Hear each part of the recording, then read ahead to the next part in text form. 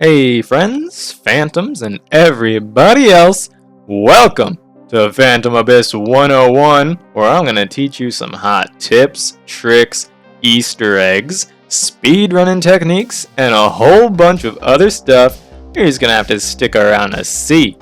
Today, we're looking at the different colors in the game and what they really mean. Before we dive deep into it, I'm going to let you know that this gameplay you're seeing is from our live stream over on Twitch/Unic Official, where we stream an everyday, way too many 24-hour streams, but it's been a great time. You guys have been popping in there, having a blast. We've been doing crazy runs like voice commands only moving backwards, getting world records in whatever we can get. We got like 10 world records in like one day, which was crazy. You guys are killing it over there with the support. If you guys aren't over there, head over there after this, slap that follow on, get notified. We're having a blast there, basically daily. This info that we found out was actually found out live on stream, so I'm going to relay it to you guys over here in a nice, concise way, so get ready for it. We're talking about colors today, and as someone that's colorblind, I picked up on it a little bit late, but that's alright. I'm saving the day for you guys so that you guys get in on the know. So the colors, right? What am I on about? First of all, as you know, when you generate a new temple or you get into one that someone's already been in, you're getting one of 3 guardians. As of now at least, more on that later. You're gonna get either the Masked Defiler, shoots the balls at you, and you get the Eye of Agony, zappy eyeball, or you're getting our favorite boy in town, the Huggy Boy, Devouring Rage.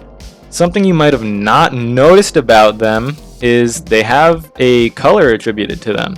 So the Defiler is green, the eyeball is blue, and the Devouring Rage is red.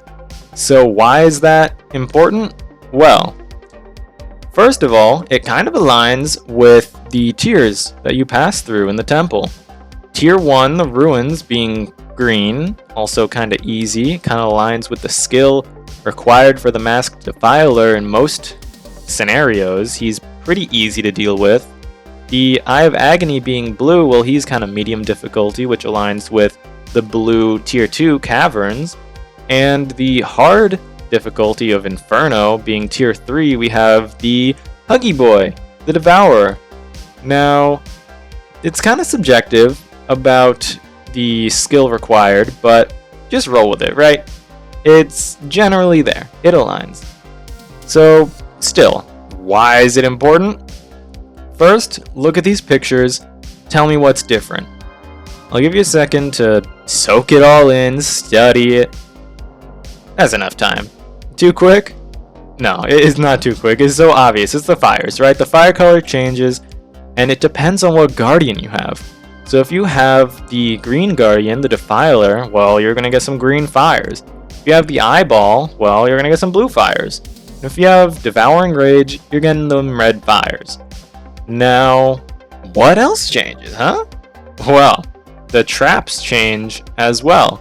So the spike traps, the falling traps, the rolling blades, the Beyblades, basically every trap except for the spinning fan blades and the hammers will change color.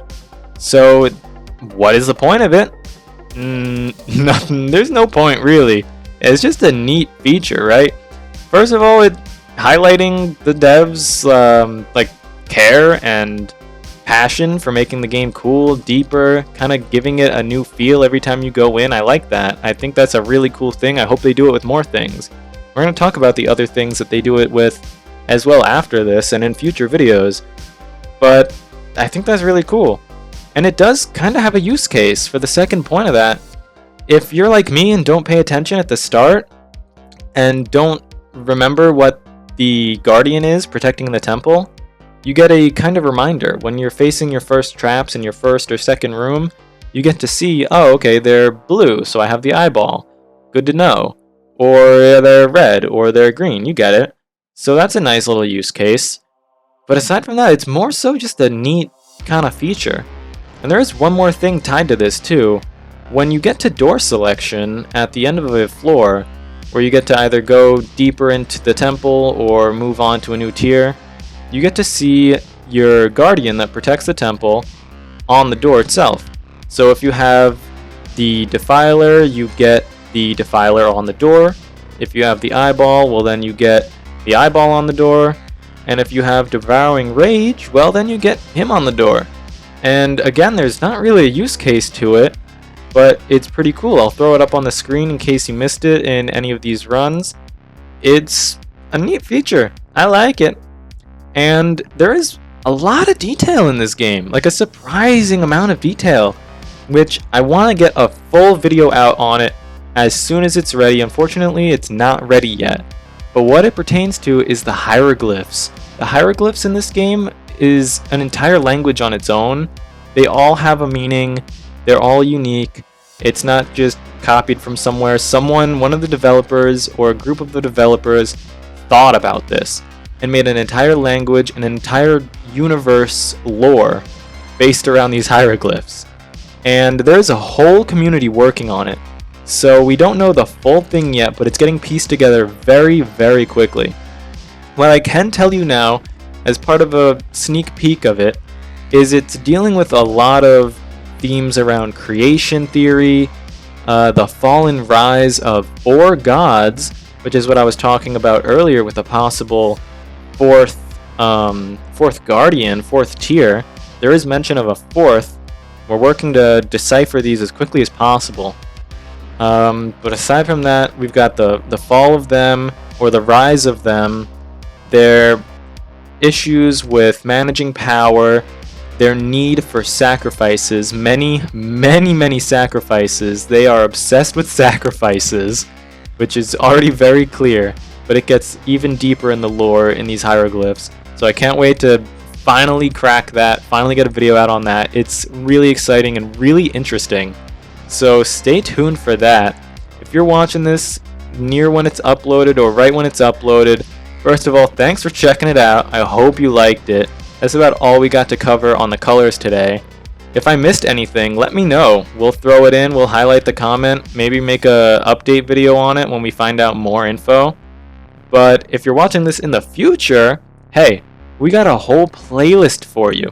There's playlists for tips, tricks, speedrunning techniques. We've got some crazy stuff already out and coming out all throughout however long we need to put out all of this content, all of this information. We are on the verge of cracking so many things, finding out new techniques, new tricks, new tips, new features, everything that you could want from this game. We're figuring it out for you. We're putting it here first. We're just getting it done. So head on over there. There's a whole playlist, bunch of tips, tricks, speedrunning tech, Easter eggs, you name it, we got it. You can get better at the game, practice it, learn it, study it, focus on the lore, any kind of neat features like this one. Whatever it is that you fancy, we got it. Have some fun, enjoy it, and we'll see you next time. Hey, stay safe in the abyss, stay hydrated. I love you, we all love you. Until next time, have a good one.